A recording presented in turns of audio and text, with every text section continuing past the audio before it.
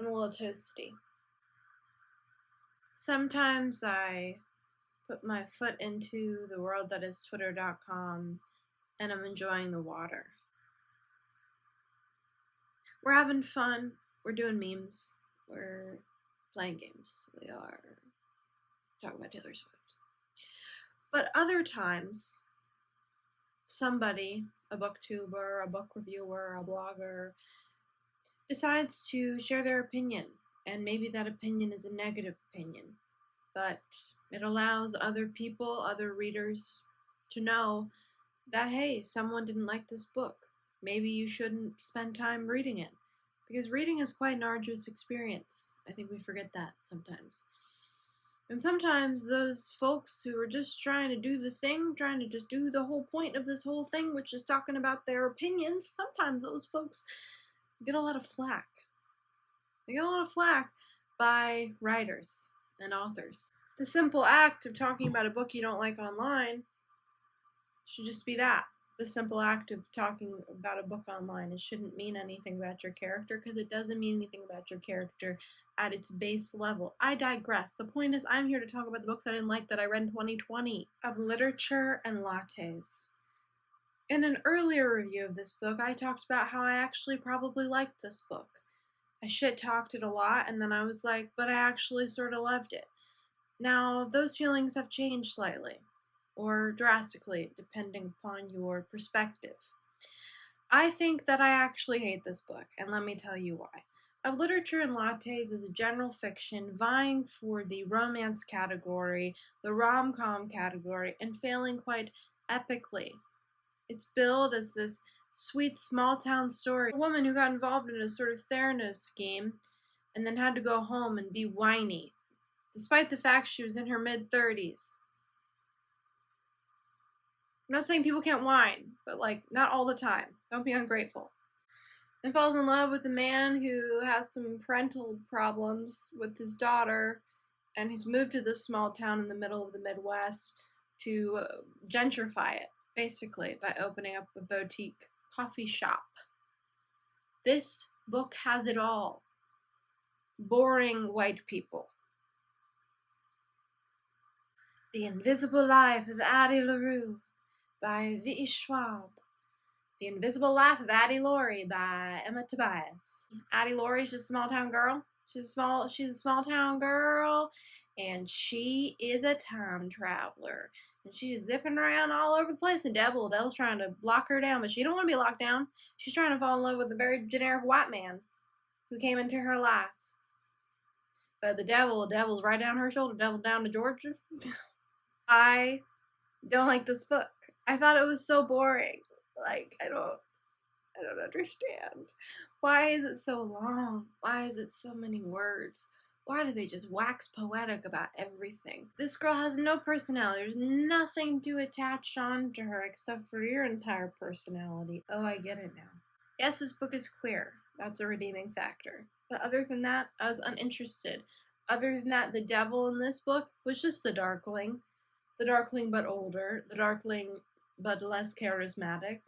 The Darkling but played by the guy from Lucifer. A meaner version of that and more French. I read Animals by Emma Jane Unsworth. So I like to say that. Animals by Emma Jane Unsworth, while I like her name because it's my name, and also Unsworth is a fun name to say, suffers from the Lena Dunham Girls HBO syndrome. Meaning it's about a bunch of women, white women, who are having a hard time. But unlike a Bridget Jones, there's nothing redeemable or lovable about them, and they also take themselves way too seriously. What am I supposed to care? I don't. They're bad friends, they're bad partners, they're bad people. We move into the section that I call Emma from Drinking by My Shelf made me read this book. Starter for 10 by David Nichols. I personally am an American who enjoys the pretension of a particular show called University Challenge.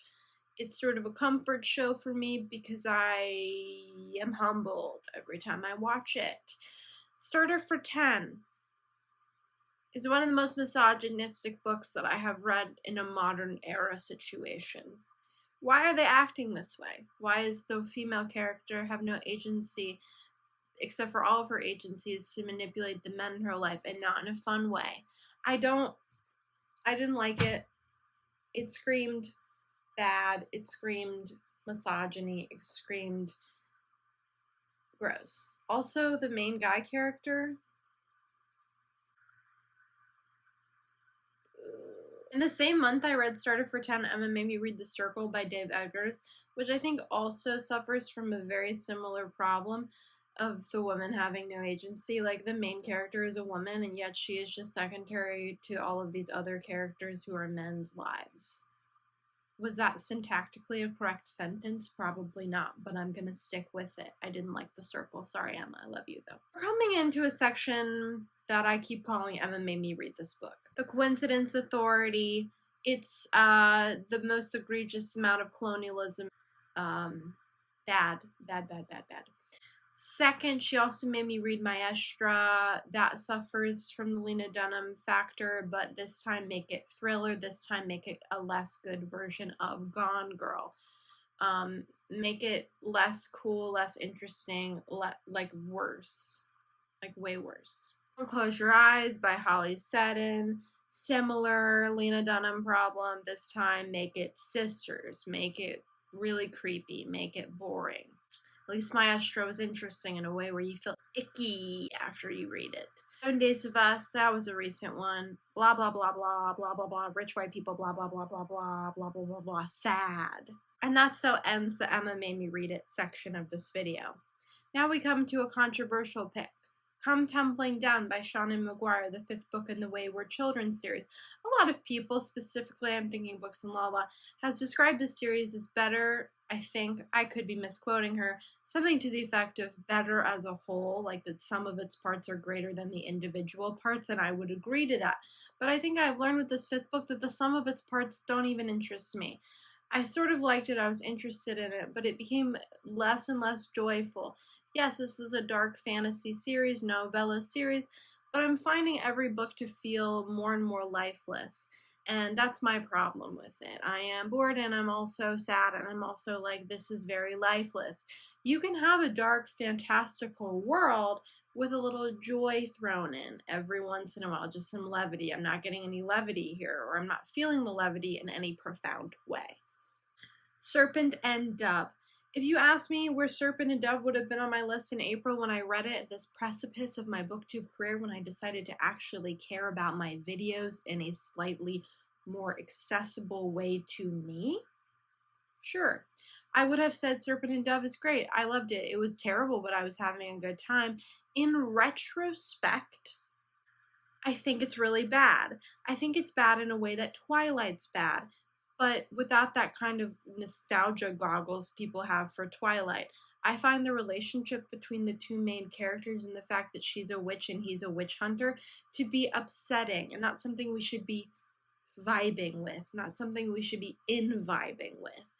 I didn't like it, I didn't have fun, I didn't enjoy it upon retrospect, and only upon retrospect because I thought about listening to the sequel on audiobook and it was just like, no. The brain stopped it.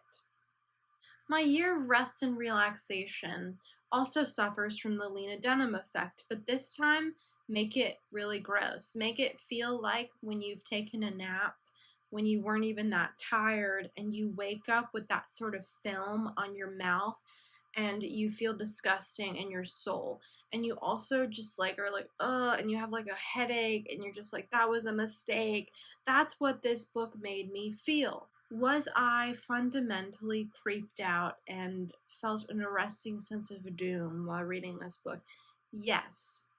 But do I think that was the point? Also, yes. I think that the author was successful in her choices and her desires and her themes. Did I enjoy reading it? Absolutely not. Next, we're going to move on to Tuesday Mooney Talks to Ghosts. I don't really want to talk about this too much because this isn't a very popular book. I think this book was plotted in a way that was confusing. I want you to take Ready Player One. I want you to take that plot, and then I want you to add ghosts, but not actually ghosts, ghosts that you think are ghosts that are maybe not ghosts. This is the thing. Very confused the entire time, but I liked the characters. The characters were good. The problem here is the plot. We lost the plot. We never found the plot. The plot was gone away. We're going to end this video on the book that probably made me the angriest in 2020, and that is The Bookish Life of Nina Hill. This is once again a general fiction book vying for a place in their rom-com romance genre and failing quite epically. We have a girl named Nina. Nina works in a bookstore. She's from LA. Nina would say things like adulting and actually mean it with her entire being. She is someone that TikTok kids make fun of for how millennial she is. Let's just put it that way. The point is, Nina has too much going on in her life without actually having much going on in her life. There's this boring man who she gets is in love with or falls in love with. There's her like estranged father who's died and like leaves her money, and it's sort of a Knives Out situation with her extended family and her family. There's also the fact that the book's the point is there's too much going on. The point is that Nina is kind of awful. She's mean to her friends. When she gets drunk, she's angry, which is like makes me so uncomfortable to read. And the romance between her and the guy is so boring. It's like dry toast that's been burnt and sat on a counter for 15 days. I don't care and I don't want it, and it should be thrown in the trash. But I thought the setting was good. These were the books I didn't like in 2020. I think overall this year of reading on a negative front was a little higher than other years because I read 91 books this year so far as I'm filming this video. Who knows, maybe I'll read a couple more, probably not though. I read a lot of books that I hated for videos. I read a lot of books I hated because I felt like feeling a negative emotion and really diving into it. I read a lot of books that I thought I would like. Maybe I'm learning that the contemporary romances of my dreams are not the contemporary romance of my dreams, they're the contemporary romances of my nightmares. Point is, reviewers should talk about books they don't like, and these videos are to entertain and to inform in a slightly entertaining way, or a mostly entertaining way, whichever you prefer, and whichever the person who's talking prefers. I hope you guys enjoyed this video.